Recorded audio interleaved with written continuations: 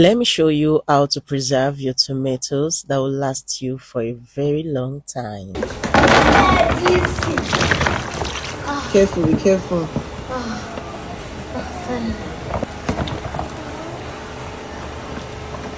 I find the treasure!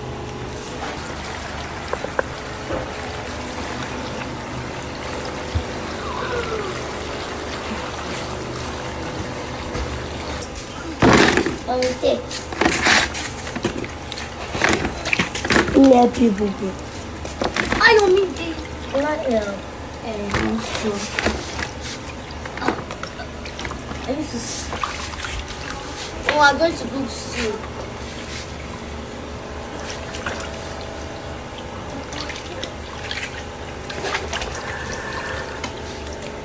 The last time I made a video like this, what I did with the tomatoes, I ground and boiled and then sieved the water, and I went ahead and put it in the freezer. A lot of you suggested I do it differently, that pattern is not really good, and truthfully that is the pattern I've been using all my life. I've known that method of preserving tomatoes, but some of you insisted that there are better methods. Some of you even suggested I just put the tomatoes in my freezer, let it freeze. Whenever I want to prepare my stew, I'll just go ahead and blend. That method, I don't think I'm going to like it. So I decided to go for this method instead, which is boiling your tomatoes and then blending it.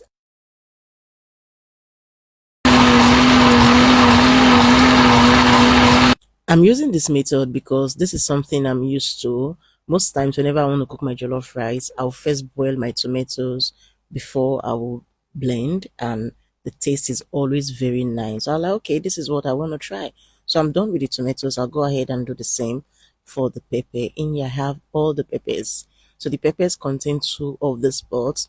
Done blending, not too smooth. I do not like it too smooth. And of course more pepper, and this is all we got. This is the tomatoes, pepper, and tomatoes, right? Normally I'm supposed to blend the pepper and the tomatoes, everything together, but on this day, I not just know it enter my head.